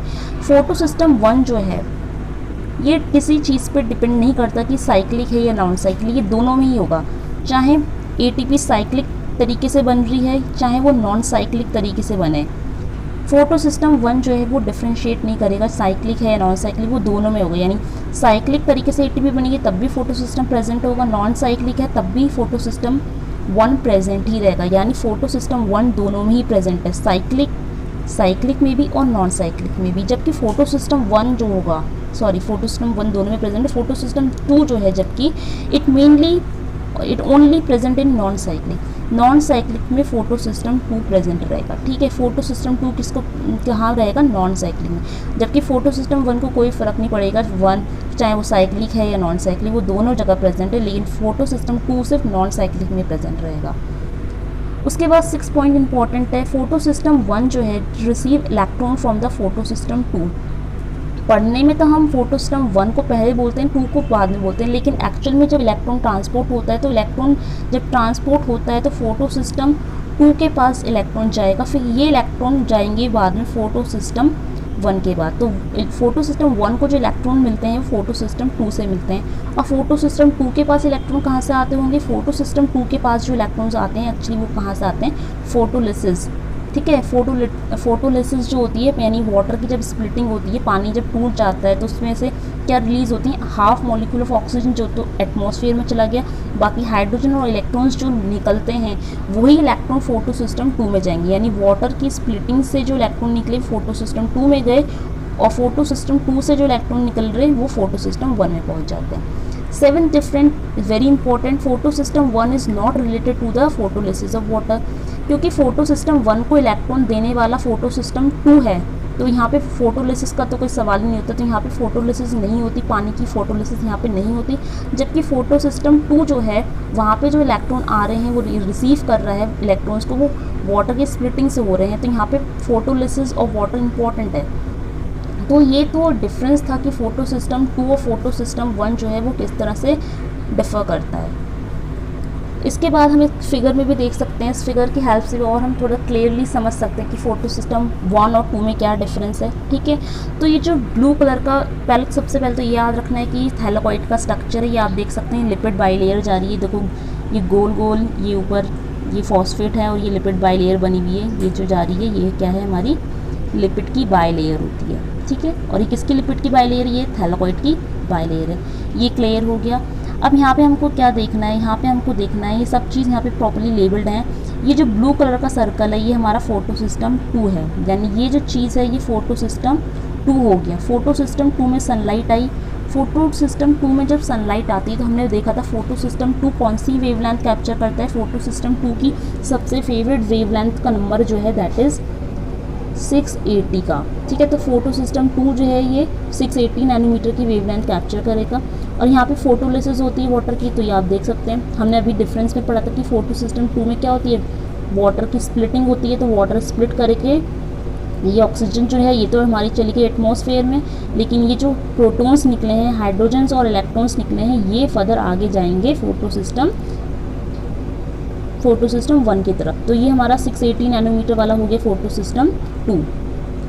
अब यहाँ पे जब इलेक्ट्रॉन ट्रांसपोर्ट होते हैं तो डिफरेंट इलेक्ट्रॉन कैरियर होते हैं, प्राइमरी इलेक्ट्रॉन कैरियर होता है। ठीक है, तो ये पिंक जो बना है ये साइटोक्रोम B6F है, ये साइटोक्रोम B6F है, ये इलेक्ट्रॉन को आगे मूव करने में हेल्प करता है। तो जो भी इलेक्ट्रॉन्स हैं ये स्मूथली आगे जाएंगे।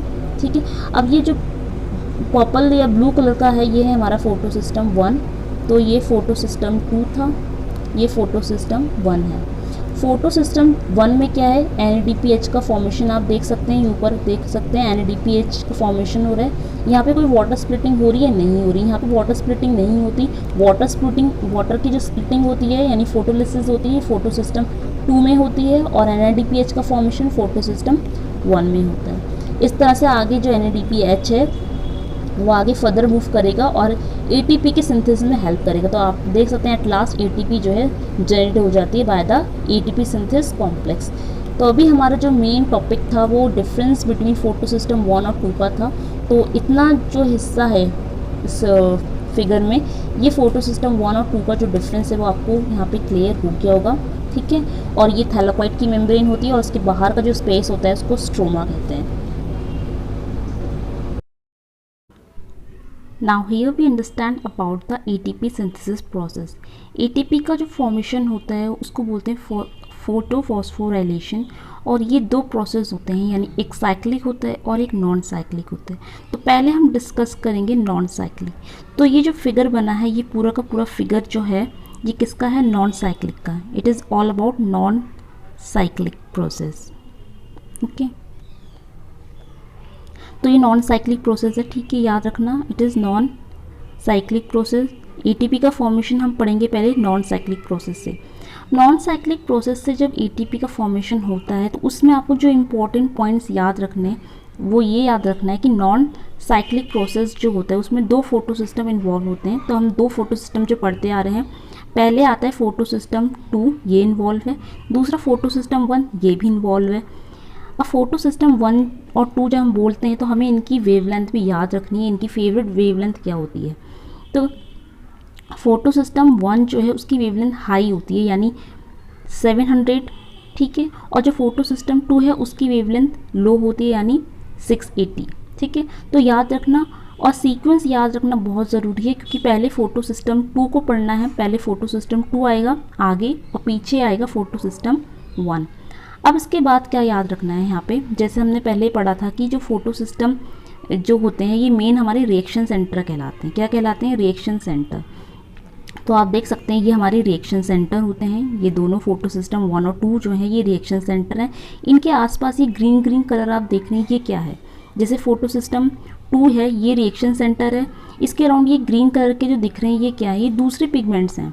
मेनली जो फोटो सिस्टम होता है वहाँ पे क्लोरोफिल प्रेजेंट होता है, बाकी जो अलग अलग ये हैं ये अलग पिगमेंट्स हैं। ये जैसे क्लोरोफिल बी हो सकता है, मेनली यहाँ पे क्लोरोफिल ए तो यहाँ पे रिएक्शन सेंटर में प्रेजेंट होगा, बाकी जो पिगमेंट्स हैं लाइक क्लोरोफिल बी, ज़ैंथोफिल, इसके अलावा फाइकोबिलिन पिगमेंट्स होती हैं, ठीक है, फाइकोबिलिन पिगमेंट्स भी हैं, ज़ैंथोफिल है, कैरोटीनॉइड्स हैं, ये सारे पिगमेंट्स आसपास प्रेजेंट हैं। वैसे यहाँ पे फोटो सिस्टम 2 में ये 700 में जो है क्लोरोफिल ए है जो 700 वेवलेंथ को कैप्चर करेगा, और इसके आसपास ही आप देख सकते हैं ये दूसरे पिगमेंट्स प्रेजेंट हैं, दूसरी फोटोसिंथेटिक पिगमेंट जैसे chlorophyll B, xanthophyll, carotenoid etcetera, ये सब प्रेजेंट हैं। अब होता क्या है, यहाँ पे जो सनलाइट होती है ये आती है। सनलाइट आप देख सकते हैं, सनलाइट जब पत्ते पे गिरती है, ये बेसिकली ये जो प्रोसेस हो रहा है पूरा का पूरा नॉन साइक्लिक प्रोसेस, ये हो कहाँ रहा है? हम सबको पता है प्लांट्स की जो लीव्स होती हैं उसमें थैलाकॉइड, अभी तक हम पढ़ते आ रहे हैं थैलाकॉइड होता है। थैलाकॉइड में, ठीक है, ये थैलाकॉइड की मेम्ब्रेन है। थैलाकॉइड की मेम्ब्रेन के सरफेस पे, ठीक मेम्ब्रेन के सरफेस में प्रेजेंट होता है फोटो सिस्टम 1, और फोटो सिस्टम 2 जो है इसके अंदर प्रेजेंट होता है फोटो सिस्टम 2, ठीक है। ये इंपॉर्टेंट है, ये जो मैंने बनाया है ये थैलाकॉइड है, और थैलाकॉइड की मेम्ब्रेन के ऊपर फोटो सिस्टम 1 प्रेजेंट होता है, अंदर फोटो सिस्टम 2 प्रेजेंट होता है। इतनी बात याद रखनी है। इसके बाद हम पढ़ते हैं कि ये जो प्रोसेस है नॉन साइक्लिक प्रोसेस, ये एक्चुअली में कहाँ पे होता है? ये जो होता है, क्योंकि यहाँ पे फोटो सिस्टम 1 भी इन्वॉल्व है और 2 तो इन्वॉल्व है, ठीक है, बट फोटो सिस्टम 1 भी यहाँ पे इन्वॉल्व है, तो ये प्रोसेस जो है थैलाकॉइड मेम्ब्रेन के ठीक ऊपर हो रहा है, यानी कि हम कह सकते हैं कि ये जो प्रोसेस है थैलाकॉइड मेम्ब्रेन के ऊपर है फोटो सिस्टम 1। तो ये जो प्रोसेस है एक तरह से स्ट्रोमा में हो रहा है, कह सकते हैं, क्योंकि ये तो थैलाकॉइड हो गया, इसके अंदर सब कुछ थैलाकॉइड का पार्ट है, ग्रेना, ठीक है, और बाहर जहाँ ये पूरा एरिया जो है ये क्या है? दैट इज़ कॉल्ड स्ट्रोमा, यानी ये प्रोसेस जो है स्ट्रोमा में हो रहा है। नॉन साइक्लिक प्रोसेस जो है कहाँ चल रहा है? ये हमारा स्ट्रोमा के अंदर चल रहा है, ठीक है। इतना क्लियर हो गया। उसके बाद अब हम देखते हैं, तो ये फोटो सिस्टम 1 और 2 क्लियर हो गया, इनके आसपास की जो पिगमेंट्स हैं ये क्लियर हो गई। अब हम बात करते हैं जब इनमें सनलाइट आती है, तो ये जो सनलाइट आती है, सनलाइट में मेनली कौन से मॉलिक्यूल्स होते हैं? क्योंकि हर एक चीज़ किसी ना किसी एटम की बनी होती है, तो सनलाइट में जो लाइट होती है उसके जो एटम्स होते हैं, मॉलिक्यूल्स होते हैं, कुछ भी कह लो, ठीक है, वो उनको कहते हैं फोटोन, ठीक है। यानी सनलाइट से क्या निकलते हैं? फोटोन्स निकलते हैं। अब जैसे ही ये फोटोन्स फोटो सिस्टम 2 में पड़ते हैं, फोटो सिस्टम 2 में जब क्लोरोफिल ए के पास ये मॉलिक्यूल मतलब ये लाइट एनर्जी जाती है, तो होता क्या है, फोटो सिस्टम 680 वाला अपने इलेक्ट्रॉन्स को एक्साइट करेगा। बाकी के जो पिगमेंट्स हैं जैसे क्लोरोफिल ए साइड में है, ये ज़ैंथोफिल पड़ा है, यहाँ पे कैरोटीनॉइड्स पड़ा है, इनके इलेक्ट्रॉन्स भी एक्साइट होंगे, ये अलग अलग वेवलेंथ की लाइट को कैप्चर करेंगे। क्योंकि हमने पढ़ा था भी कि जो यूवी रेज होती हैं, यानी सन से जो किरणें निकलती हैं फोटोन्स के रूप में, उनमें बेसिकली जो फोटोसिंथेसिस के लिए यूज़ होने वाली पिगमेंट है उसको बोलते हैं पार यानी फोटोसिंथेटिक एक्टिव रीजन, जो कि 400 to 700 नैनोमीटर का होता है, जिसमें से 680 नैनोमीटर की लाइट जो है वो क्लोरोफिल ए फोटोसिस्टम 2 ने ली है। बाकी की यहाँ पे जो क्लोरोफिल बी है इन्होंने अलग अलग, किसी ने 400 की ले ली, किसी ने 500 की, किसी ने 600 की, किसी ने 700 की, अलग अलग लाइट को कैप्चर करा। और सारी लाइट कैप्चर होने के बाद मेनली सेंटर में चली जाती है, जिसको क्योंकि सेंटर में जा रही है इसलिए हम इसको रिएक्शन सेंटर बोलते हैं। और होने के बाद यहाँ पे क्या होता है, इलेक्ट्रॉन्स एक्साइट हो जाते हैं। तो ये इलेक्ट्रॉन एक्साइट होकर ऊपर चला गया। जब कोई भी चीज़ इलेक्ट्रॉन एक्साइट हो जाते हैं वो हमेशा ऊपर चले जाते हैं, ऊपर जंप करेगा। इलेक्ट्रॉन्स ने ऊपर जंप मारी, उसके बाद ये इलेक्ट्रॉन आगे ट्रांसफ़र होगा। अब ये इलेक्ट्रॉन सबसे पहले जो एक्साइटेड इलेक्ट्रॉन है ये क्लोरोफिल मॉलिक्यूल का है, ठीक है, याद रखना। ये क्लोरोफिल मॉलिक्यूल का एक्साइटेड इलेक्ट्रॉन कहाँ पे जाएगा, सबसे पहले इसको लेता है ये फियोफाइटिन, ठीक है, it is very important. Pheophytin सबसे पहले इसको कैरी करेगा, यानी ये इलेक्ट्रॉन कैरियर होता है, तो फियोफाइटिन इस इलेक्ट्रॉन को कैरी करेगा। उसके बाद आगे ये मूव करेगा क्यूनिन पिगमेंट में, आई मीन नॉट पिगमेंट, ये क्यूनिन कंपाउंड होता है, कॉम्प्लेक्स होता है, इसमें दो चीज़ होती हैं, QA एंड QB। तो ये क्यूनॉन होता है, क्यूनॉन में इलेक्ट्रॉन ट्रांसफ़र हुए। क्यूनॉन में इलेक्ट्रॉन ट्रांसफ़र होने के बाद ये जाएंगे प्लास्टोक्यूनिन, जिसको हम शॉर्ट में PQ बोलते हैं। प्लास्टोक्यूनिन का पुल होता है, वहाँ पे जाएंगे, ठीक है। सबसे पहले कहाँ गए, फियोफाइटिन में, देन क्यूनॉन, देन PQ यानी प्लास्टोक्यूनिन। उसके बाद जाएंगे साइटोक्रोम कॉम्प्लेक्स में। साइटोक्रोम कॉम्प्लेक्स में क्या होता है, साइटोक्रोम B इंपॉर्टेंट होता है, आयरन सल्फर प्रोटीन्स यहाँ पाए जाते हैं, साइटोक्रोम F यहाँ पाए जाते हैं। तो सिंपल आप इसको शॉर्ट में याद रख सकते हैं, साइटोक्रोम कॉम्प्लेक्स में ये इलेक्ट्रॉन्स मूव करेंगे।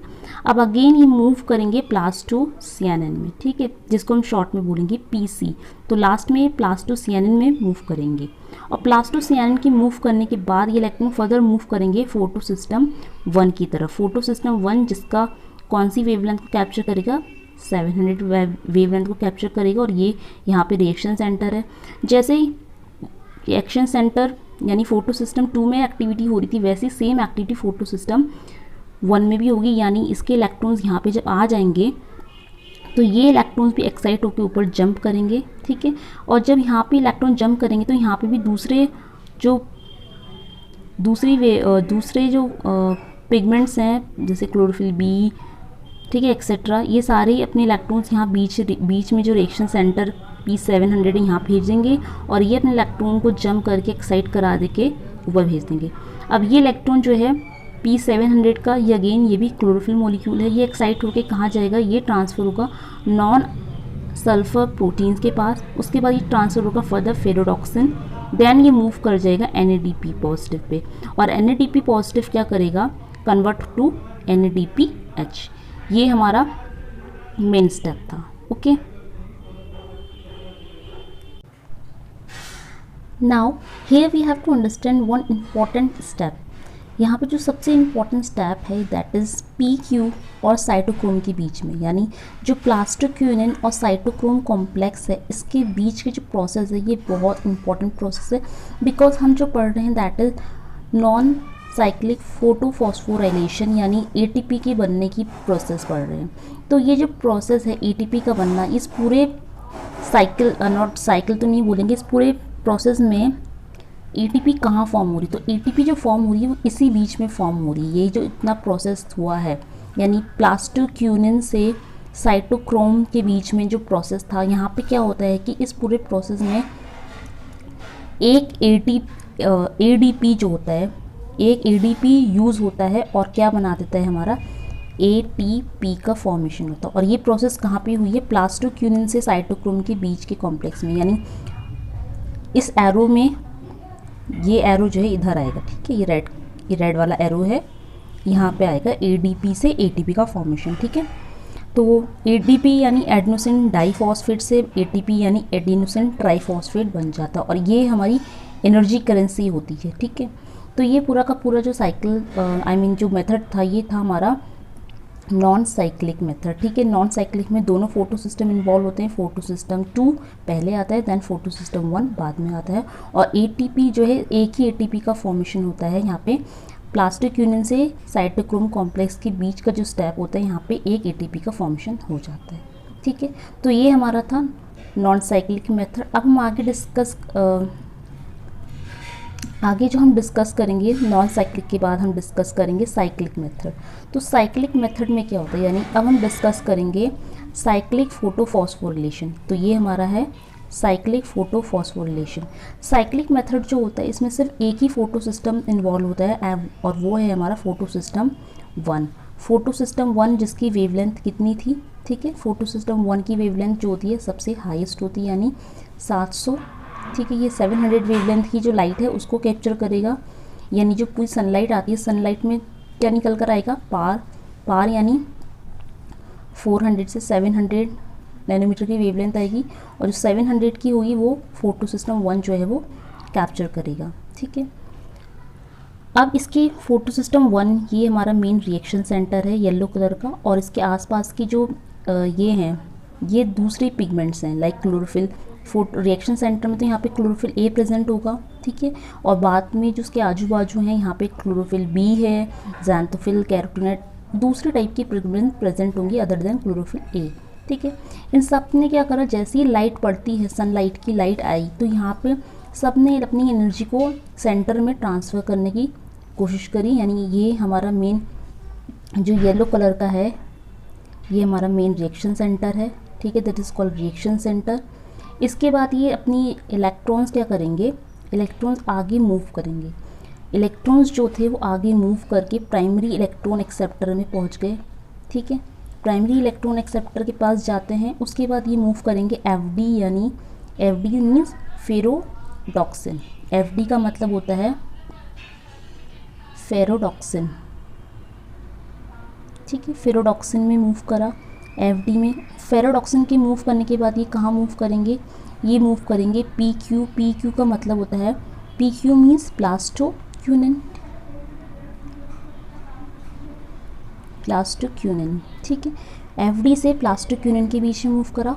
उसके बाद ये मूव करेंगे साइटोक्रोम में, साइटोक्रोम कॉम्प्लेक्स में ये मूव करते हैं, दैट इज़ साइटोक्रोम कॉम्प्लेक्स, ठीक है। और यहाँ पे क्या होता है, एटीपी का फॉर्मेशन हो जाता है, ठीक है।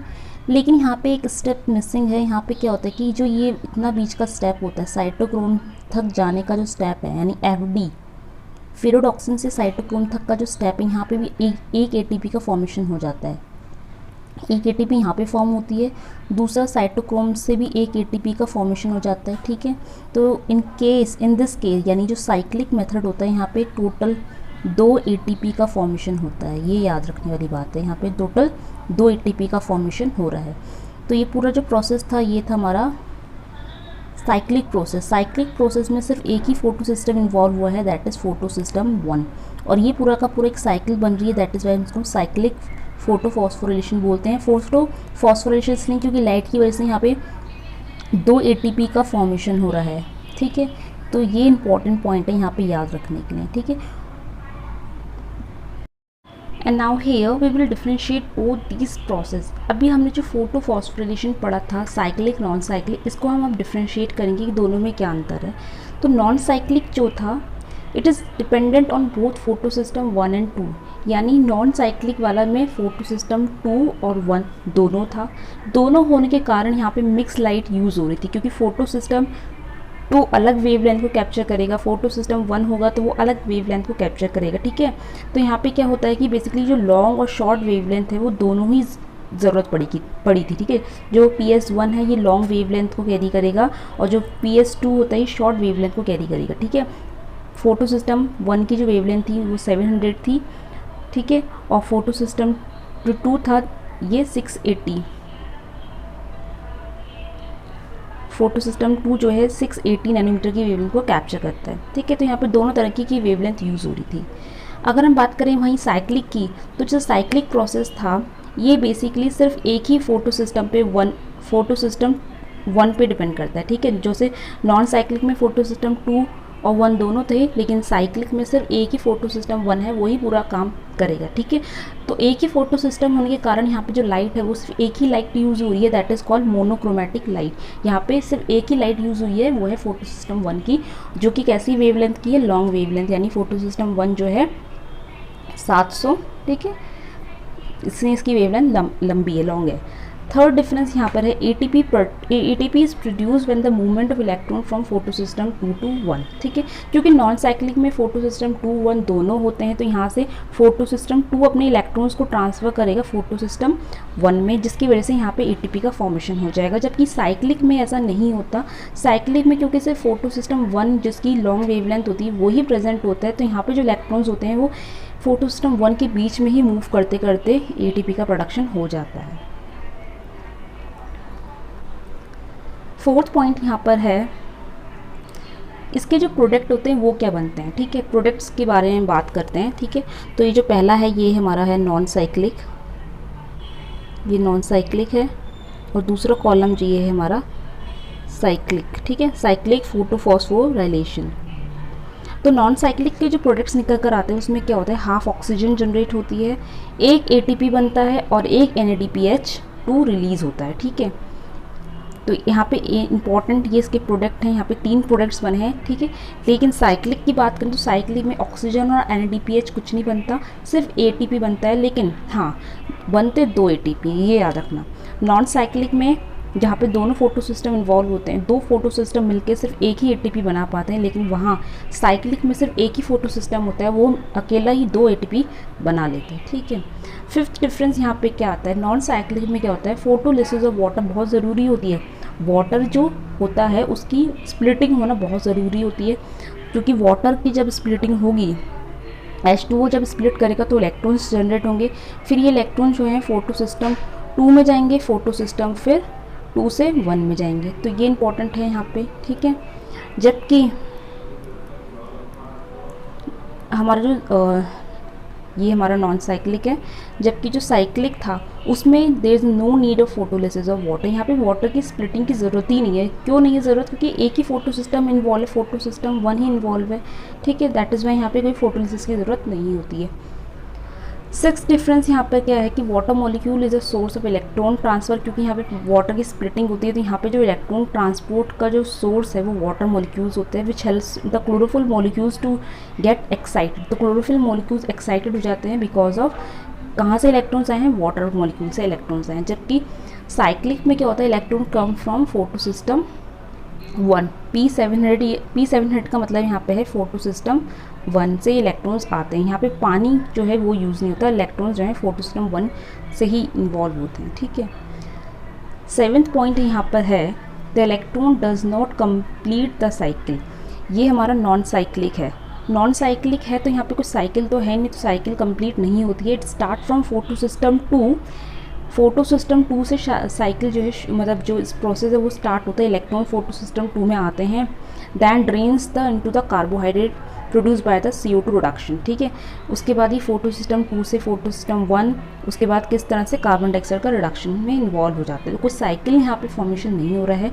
जबकि 7th पॉइंट यहाँ पे जो है साइक्लिक फोटोफॉस्फोराइलेशन का, वो कह रहा है कि electron move from photo system 1 P700 यानी फोटो सिस्टम 1 से जो इलेक्ट्रॉन मूव करेंगे वो फोटो सिस्टम 1 में ही रहेंगे, and through 2-3 transfer steps to decreasing redox potential. 2-3 बार ये स्टेप्स जो होंगे प्रॉपर तरीके से फॉलो होगा, उसके बाद जो रिडॉक्स पोटेंशियल है वो घटने लगेगा।